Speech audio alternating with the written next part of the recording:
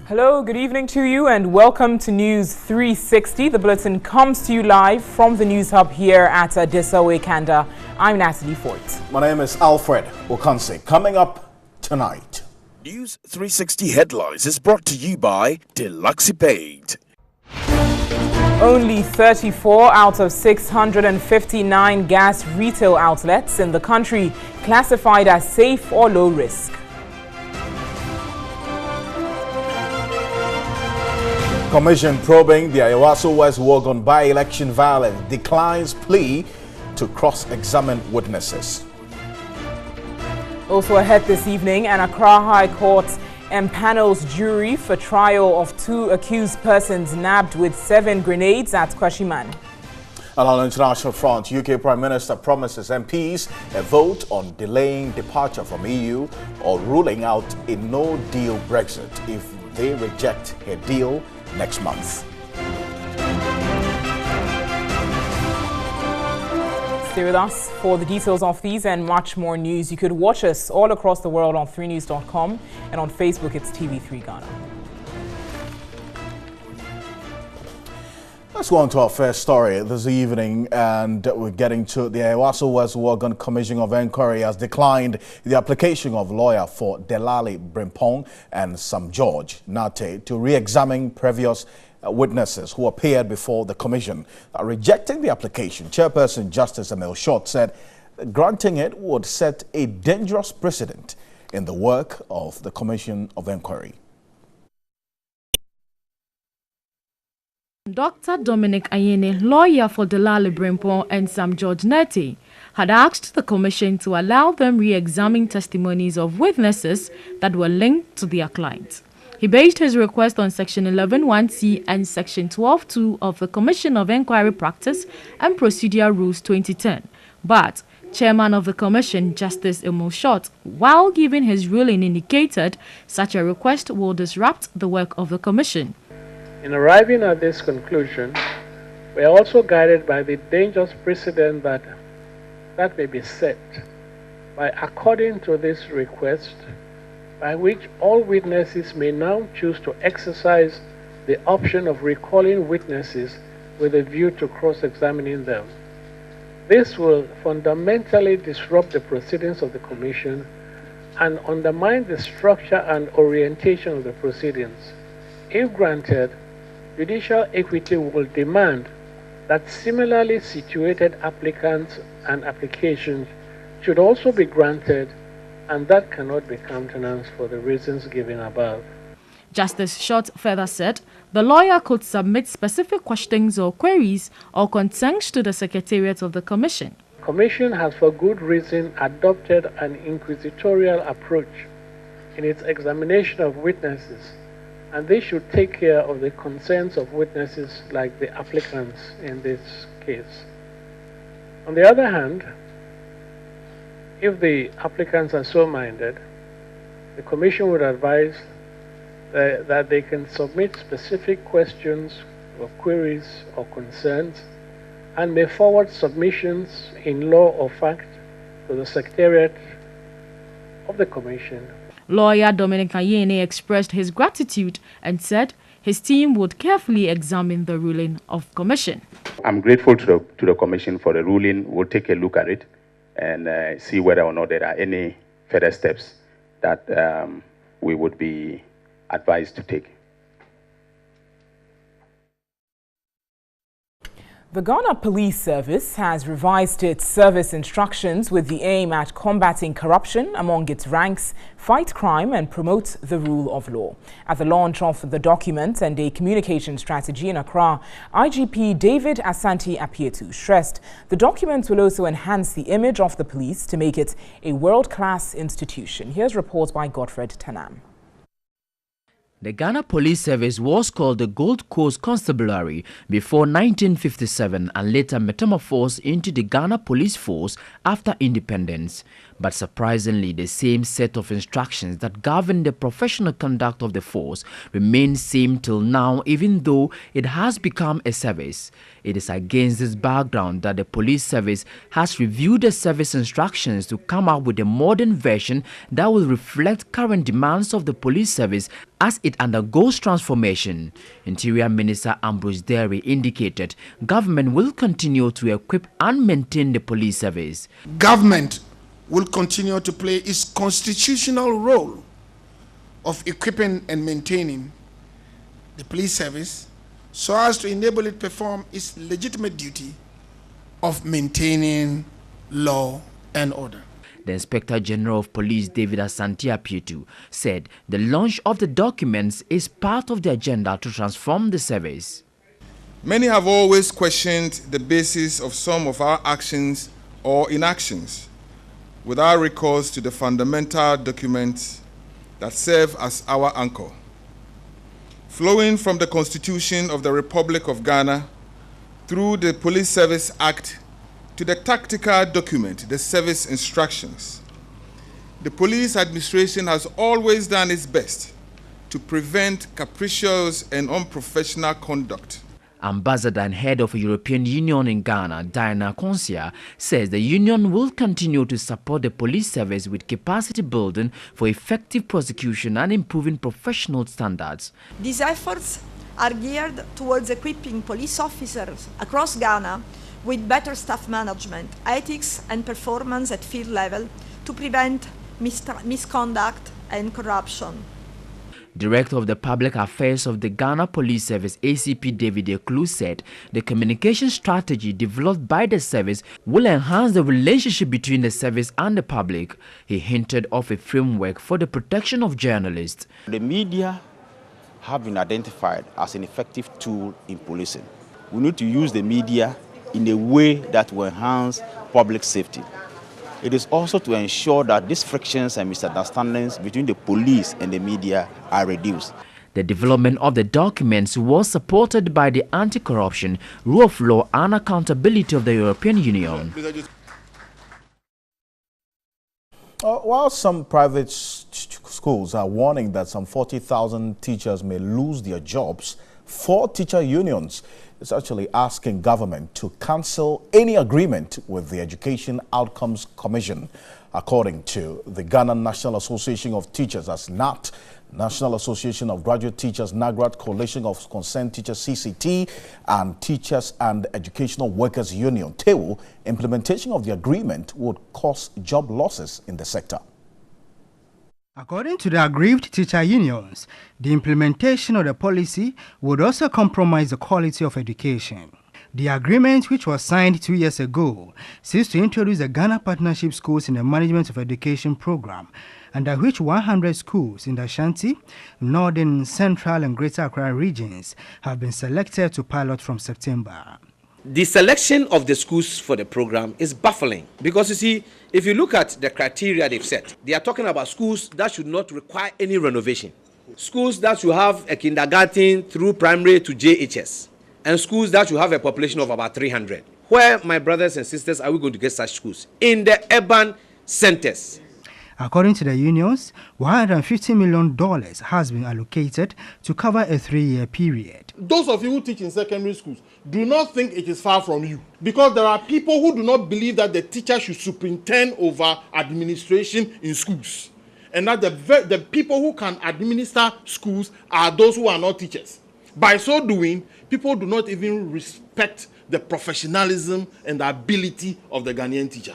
So privatizing these schools is highly unthinkable. If we allow schools to be privatized, do you know the meaning? Ghana has been what? Privatized. We are calling on organized labor. If they are listening, it's not the issue of only teacher unions. It's an attack on the rights of workers of this country. And we must mobilize, we must organize, and we must resist this policy. We have every right to go to court. We can go, but we are saying that is one of the options. We have many other options. Already we have served notice. If the Ministry of Education decides to go ahead with the implementation of this policy in September, we will marshal all our forces to resist the implementation.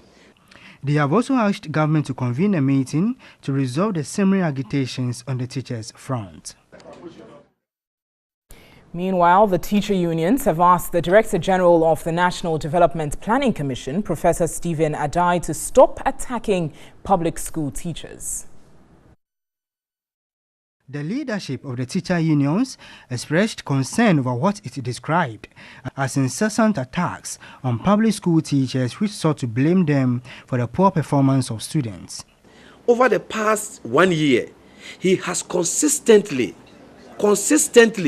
been throwing this one there, trying to engender discussion for people to see that we are useless.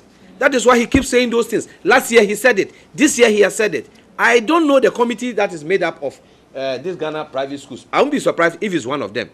It could be a strategy to throw out that thing to the public domain for the Ghanaian people to say, oh, teachers are useless, so if we do it, then we are in line.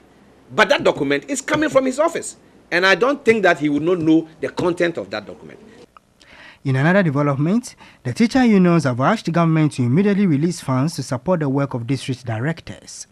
According to the unions, government has only released 26,000 cedis, which they claim is woefully inadequate. Head teachers rely on direct borrowing to keep schools running, with the hope of redeeming their indebtedness as soon as the capitation grant is released.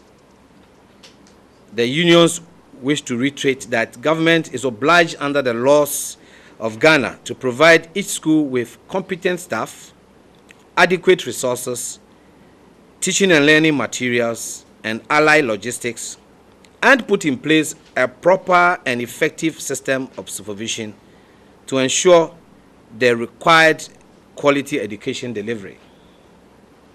We challenge government to put these in place instead of privatizing school management to achieve the desired results.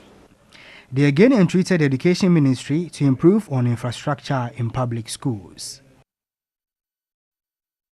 President Akufo-Addo has challenged a newly inaugurated think tank, Council on Foreign Relations, CFR Ghana, to assist government deal with critical foreign policy and international issues with direct bearing on the country's interest, both home and abroad. The president, who inaugurated the council in Accra, encouraged them to work with the foreign ministry to deepen Ghana's foreign relations.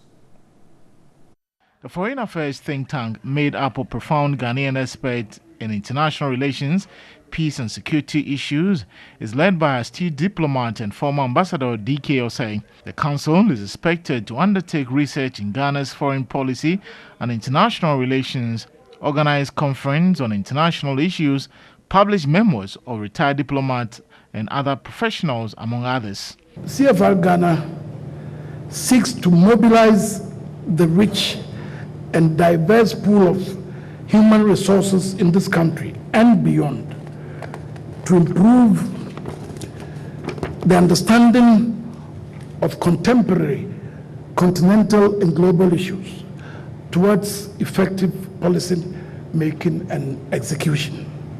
Foreign Affairs and Regional Integration Minister Shirley Ayoko-Botwe called on the council to assist the ministry with their expertise to promote Ghana's international image. The creation of a Council on Foreign Relations for our nation offers us an opportunity to deepen and strengthen our nation's foreign policy through the contributions of a wide range of experts drawn from our vibrant and dynamic society.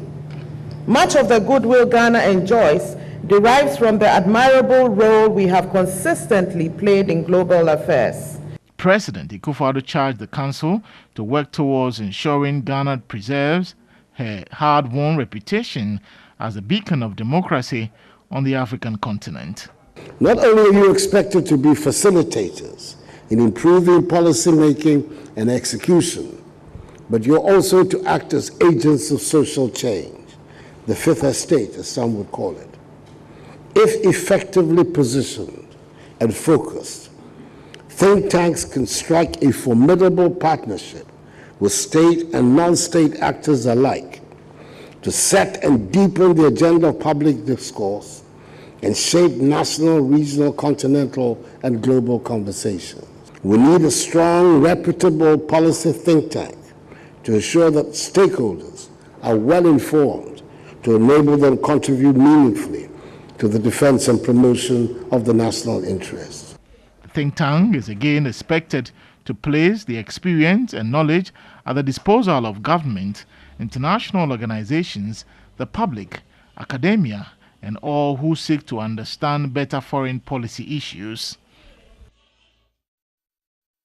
Let's turn to some other top stories this evening. In a rather worrying development, only 34 out of 659 gas retail outlets in the country have been classified as safe or low risk.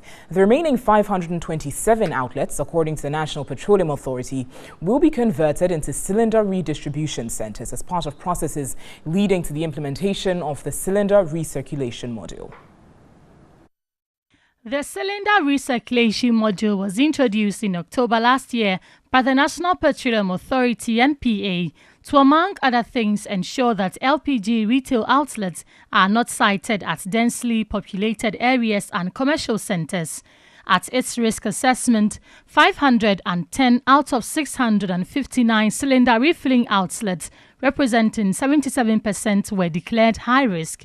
115, representing 17%, were medium-risk outlets, with only 34, representing 5%, classified as low-risk outlets. Chief Executive of the NPA, Hassan Tampuli, at the signing of the Safety Declaration Certificate, said the redesignation of the outlets would ensure sanity in the downstream sector. These accidents have necessitated the rolling out of an intensive inspection and monitoring activities by the authority to ensure health, safety, security, and environment standards are strictly adhered to. The authority would operationalize this Center of Excellence to, among others, provide capacity building for various operators in the industry to enhance their skills and knowledge in the safe handling of petroleum products. The Deputy Energy Minister, Joseph Kujo, underscored the need for confidence to be restored in the sector through the adoption of internationally accepted safety standards. A safety-conscious sector gives the consumer confidence. When you give consumers confidence that they need in difference in the petroleum products, it leads to growth of the sector and efficiency of their operations. The CEO of the Association of Oil Marketing Companies, Kwaku Ajimandia, charged the NPA to introduce a mechanism for thorough investigation of all accidents in the sector. We really need to use as a seed of improvement. Whatever the system which has been designed, we need to move a step further. Next time, it will not be that alone. To go with others. The signing of the safety declaration by industry players is a demonstration of commitment towards government's National Petroleum Safety Campaign. The annual campaign is on the theme People's Safety First. Well, I'm an MTN video report today. Our citizen journalist Martin Yeboah reports on an electrical pole at Ajafo in the Ashanti region.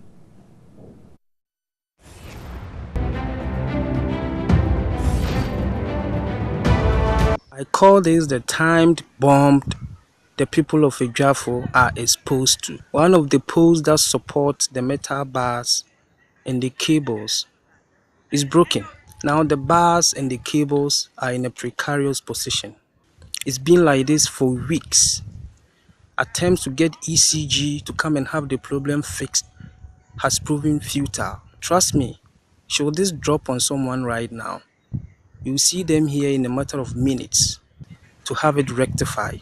I'm again using this medium to call on ECG to come and fix this looming danger the people are exposed to. My name is Yeboah Martin, reporting from Ajafo in the Achoma Nwabija South constituency, Ashanti region.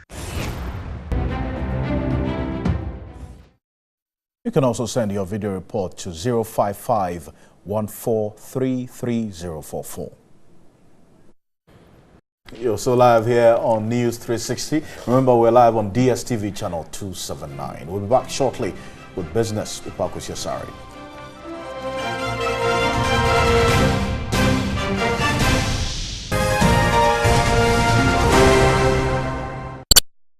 Hello, good evening and welcome to the business news segment on NEWS360. My name is Pa Kwesi Asari. In our very first story, mobile money is making a difference in the lives of millions of people in developing countries. Nearly 2.5 billion people in the world don't have bank accounts, but majority of them have access to cell phones.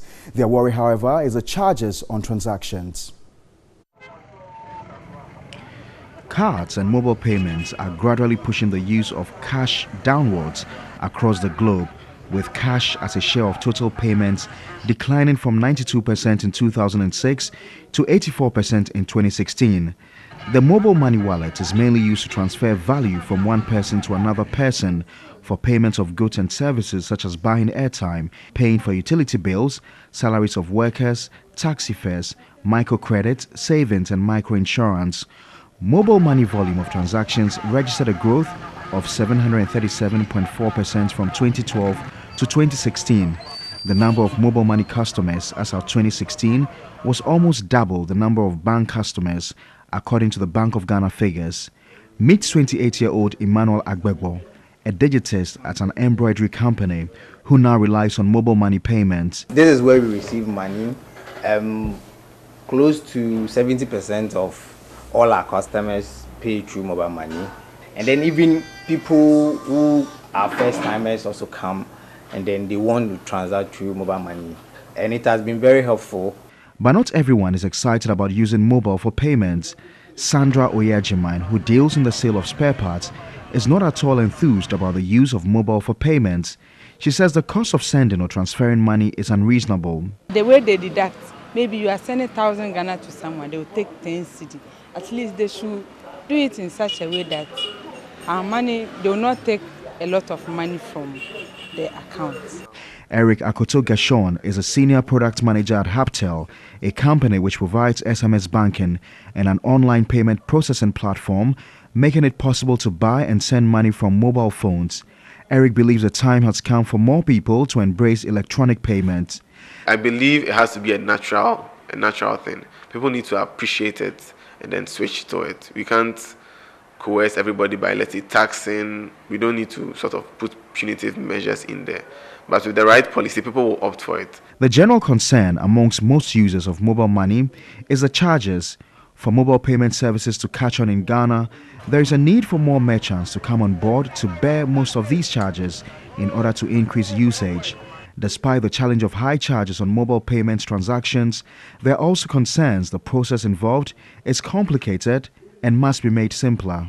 People are trying to promote tap and pay because it's simpler. You just tap and pay. But with what we have, getting prompt passwords, all of that, it's still a bit complex for some people. The simpler the payment is, the better for everybody.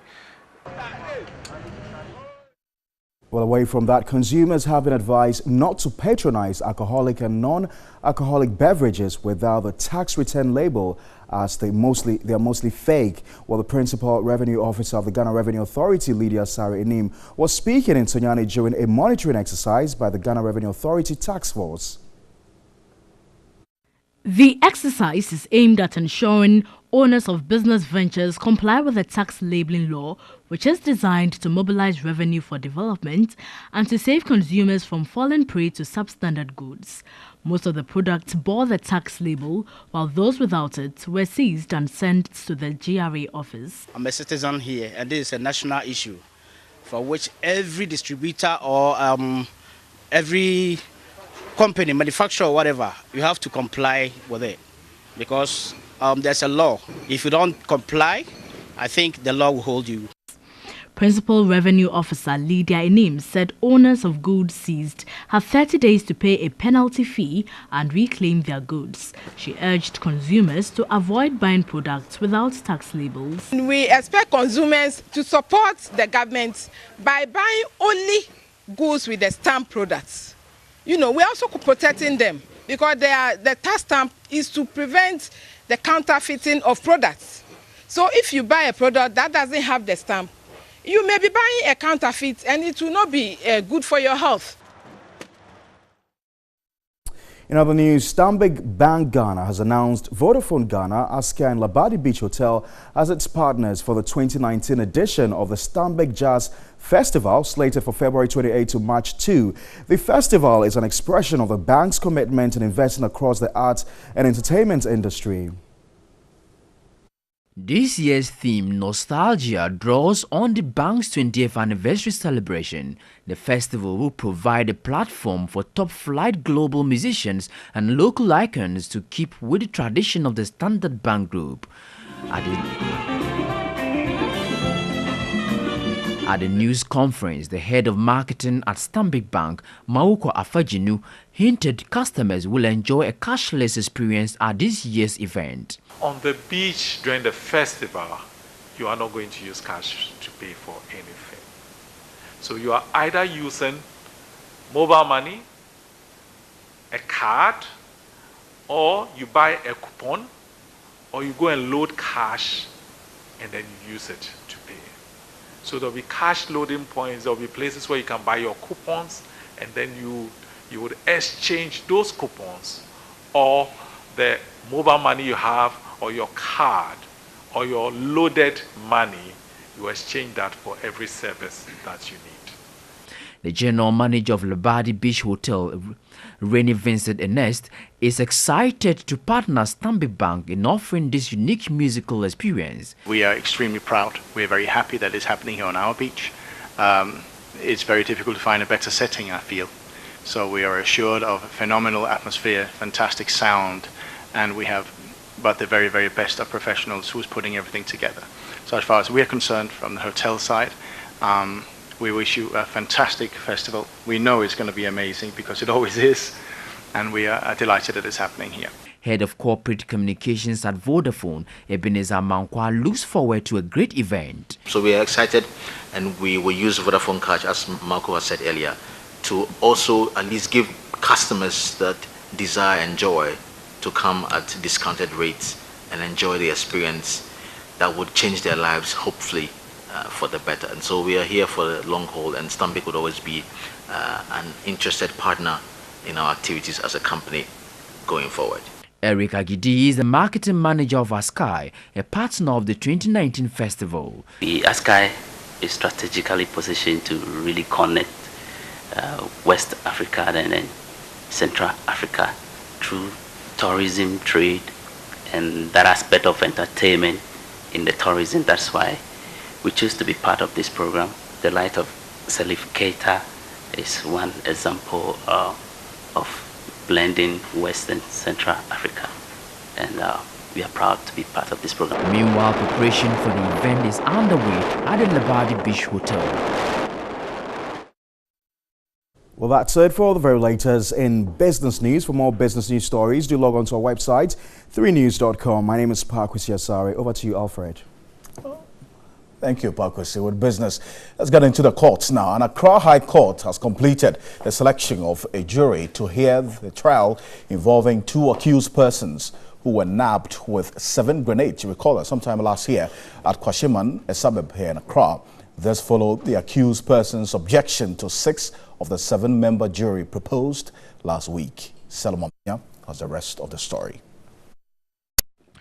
The two accused persons, Ismaila Ali Musa and Abdul Karim Yakubu, initially objected to 3 of the jurors without any explanation.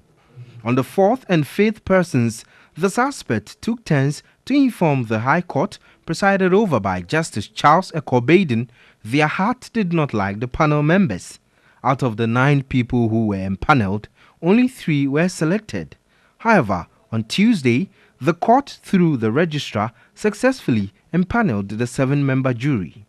The members were sworn in and are expected to hear the evidence which will be put before court and pass judgment on the case. The court adjourned to March 18 to allow for case management and also trial to commence.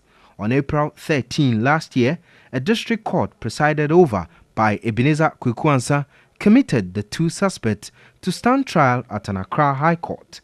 The district court ruled that the suspects needed to explain how they came by the grenades from Russia. They were charged with possessing explosives and firearms without authority. The Attorney General, however, discharged one of the suspects, Osman Al-Hassan, for lack of evidence.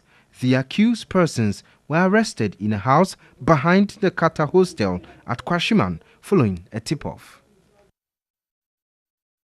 Stay with us here on News 360.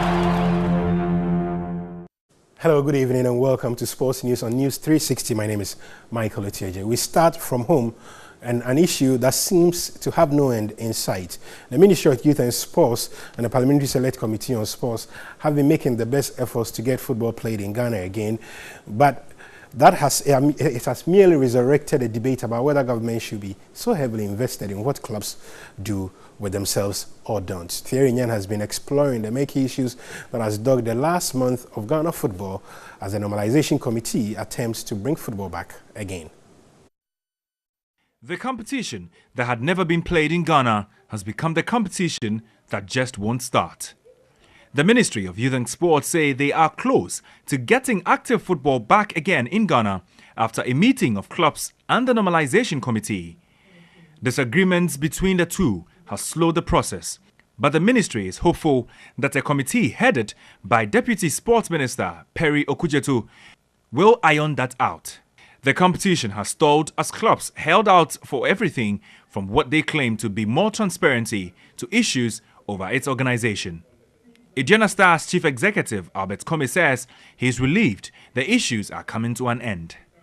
Per what arrangement that have been given, I'm happy. We want to play football. All that we are asking is transparent, because we will not go into a tournament that we don't know what we are about.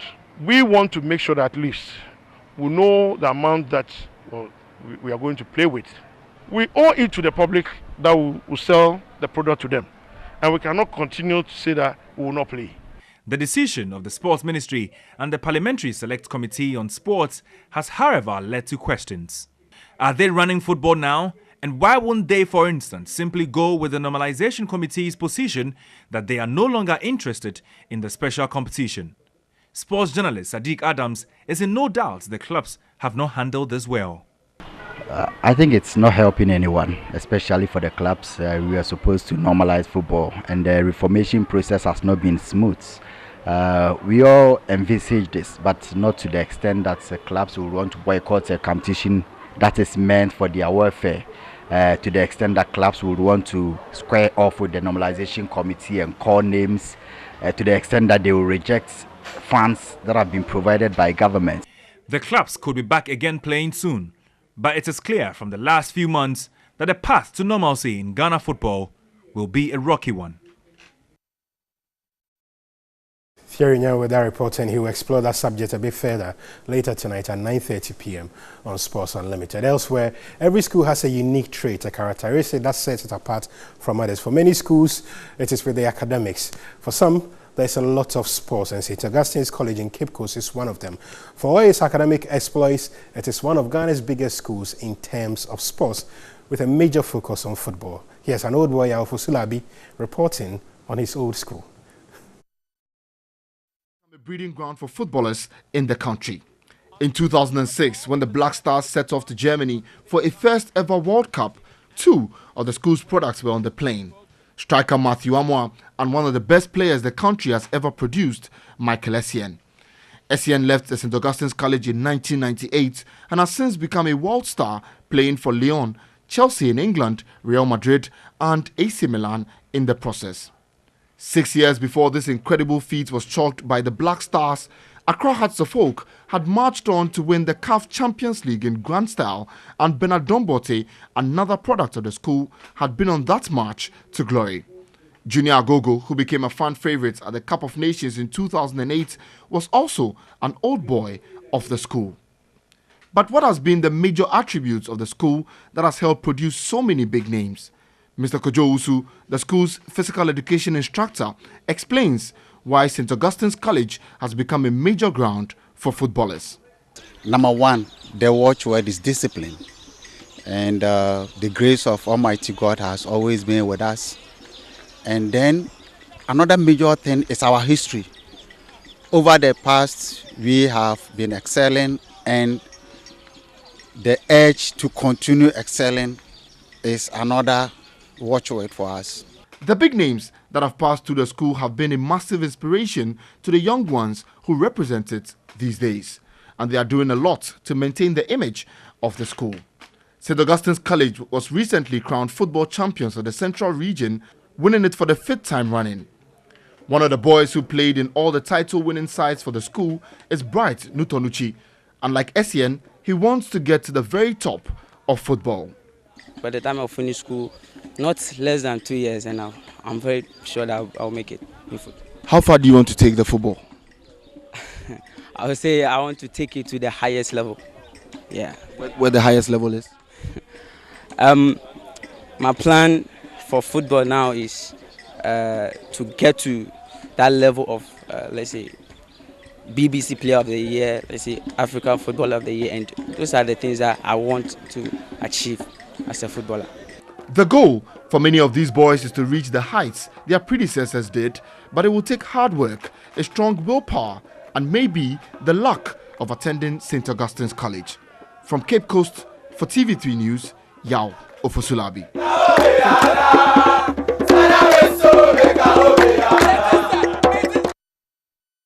It's obvious whoever scripted that story studied at St. Augustine's, but he spared the bias for today. Elsewhere, Brendan Rodgers has been appointed Leicester City's new manager after leaving his job in charge of Scottish champion Celtics.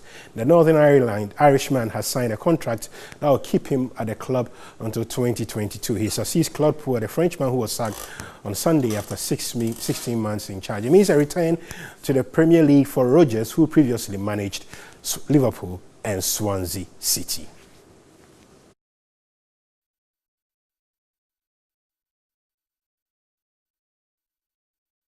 We are back as well tomorrow on New Day with more sports. We take a break. NEWS360 continues shortly.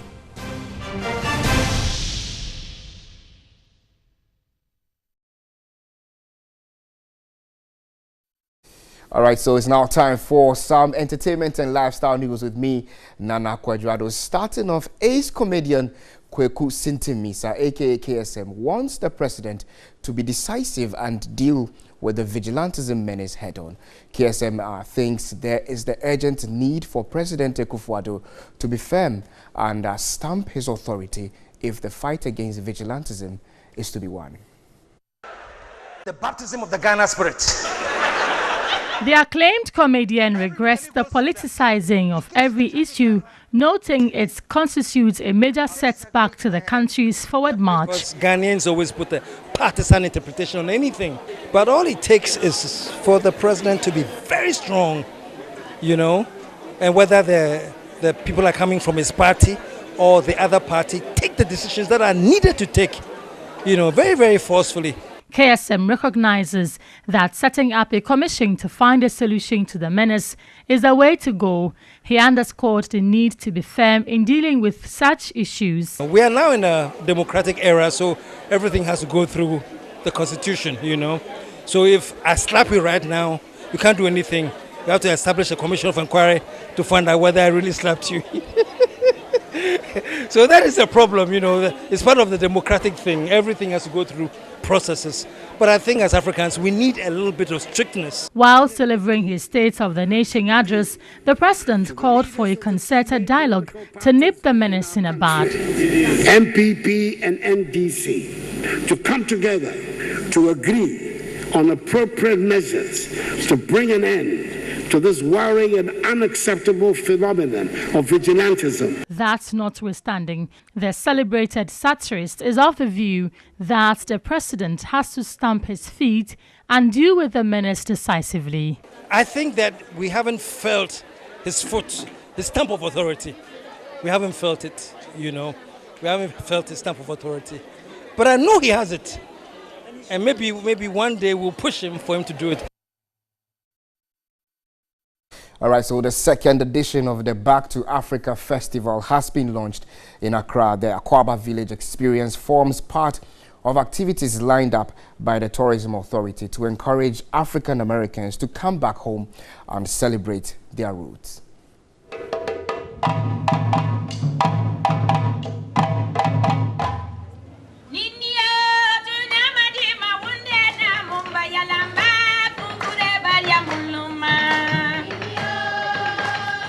Characterized by a mini exhibition, cultural performances, and a host of activities, the Back to Africa Festival is meant to welcome African Americans back to celebrate their roots artistically and culturally. The welcome event, which took place at the Accra Tourism Information Center, had patrons from the Tourism Ministry, American Embassy, and other stakeholders. Spearheaded by the Tourism Authority and the Edinkra Group, Back to Africa Festival will stage a host of events within the country. Mr. Diallo Sambri is the CEO of the Edinkra Group. Back to Africa is an annual festival that celebrates Black History Month through Ghanaian independence, where we bring artists from the U.S. to meet and work with artists in Ghana and a service project. We have a list of events happening throughout the 10 days that we're here. Friday, March 1st, we'll be at the National Theater for a Birthright concert. That's a big day, a big time. We also have Sunday, March 3rd, our Spirit of Resilience concert at Cape Coast Castle. The Chief Executive Officer of Ghana Tourism Authority, Akwesi Ajiman, revealed how the tourism industry has seen a major boost through such events. Everywhere, we've seen a rise in people visiting. What we are doing from there on is to now come up with some legislation to regulate our tourist sites and attractions properly, because we've taken the feedback. When people go, they come back and say, oh, we saw the pictures, they were very nice, but when we went there, there were a few things that could have been improved. So we want to do the improvement. Of course, we're looking forward to the big festivals coming up in March for this Back to Africa, Back to Ghana. My name is Nana Kwadwo, and that's how I wrap up tonight's edition of Entertainment News here on News360. There's more news at 3news.com. Alfred and Natalie standing by. Thank you, Nana Kwadwo. On behalf of the rest of the team, I want to say thank you. My name is Alfred Okansi. And I'm Natalie Fort. As Ken said, you can visit our website, 3news.com, for some more news. Have a lovely evening.